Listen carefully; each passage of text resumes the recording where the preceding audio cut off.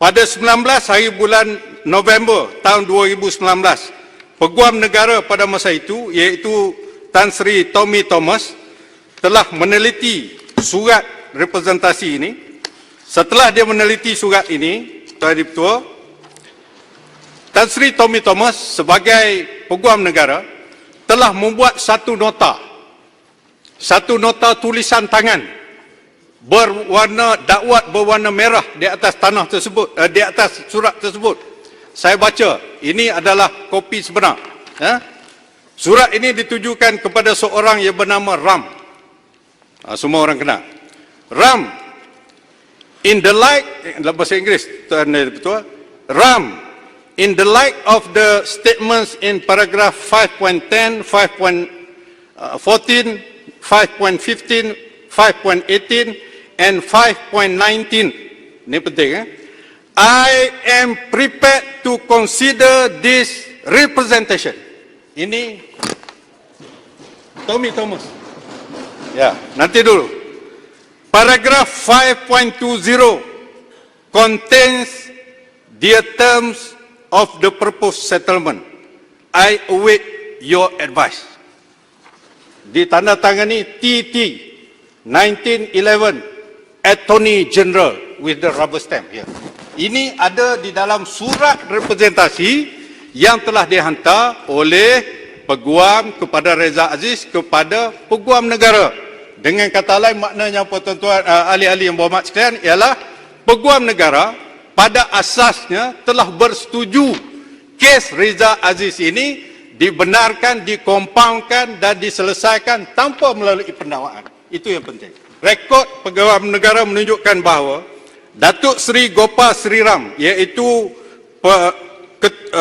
pendakwa raya kanan yang dilantik oleh kerajaan mengendalikan kes ini, telah berbincang dengan Ketua Pesuruhjaya SPRM pada masa itu, Puan Latifah Koya, dan Gopal Sri Ram dan Latifah Koya telah mencadangkan supaya cadangan-cadangan dalam representasi ini diterima oleh SPRM.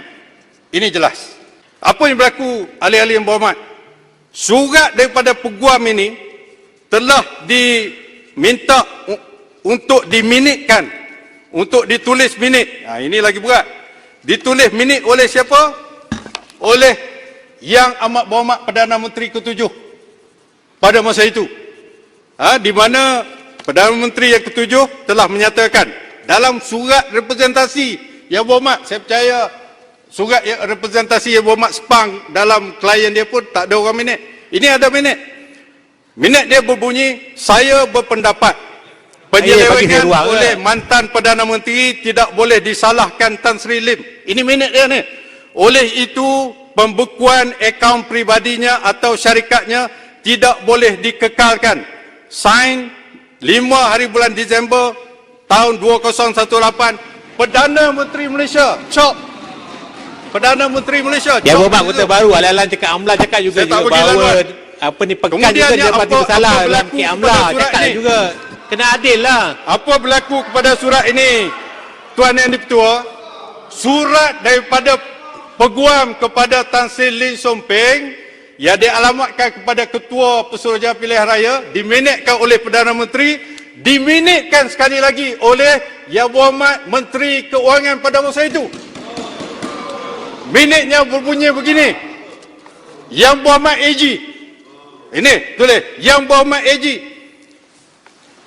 please leave the freeze on account as requested by Yang Amat Berhormat. Ini campur tangan politik, ini jangan campur tangan politik. Dahsyat. YBAG, saya repeat, please leave the freeze on account. Soalan siapa ni? Soalan wakil rakyat mana yang tanya soalan ni? Bertarikh 19/2/2009. Ini adalah satu minit yang telah dibuat di atas surat daripada seorang peguam kepada seorang yang dituduh melakukan perkara ini. Kemudian Tuan Yang Di-Pertua, ekoran daripada perkara ataupun minit di atas surat representasi kepada Peguam Negara, maka Peguam Negara Peguam negara ni telah membalas surat peguam negara. Tulis surat kepada siapa? Bukan kepada peguam yang Mubat Rap, kepada Yang Berhormat Lim Guang Eng, Minister of Finance. Apa tanggungjawab Jawab, Sepang, peguam jawab. negara terhadap Menteri Keuangan? Apa dia kata di sini? YB Minister, I refer to YB's letter. Maknanya Minister of Finance menulis surat kepada AG. I refer to YB's letter dated 31st May 2019 pertaining to the release of monies in bank accounts belonging to Tan Sri Datuk Lim Sum Peng. Refer. Okey. Kemudian seterusnya, saya nak baca yang relevan saja. Yang ini dia beritahu secara ni.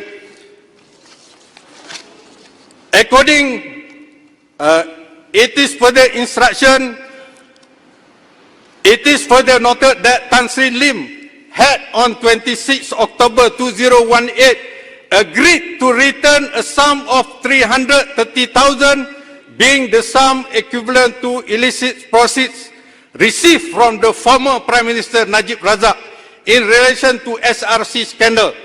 This was pursuant to an agreement reached between MACC and Tan Sri Lim, which must be respected. The said sum 330,000 has been paid to MACC. Accordingly, I have instructed MACC to lift all the freezing orders on Tan Sri Lim's bank account.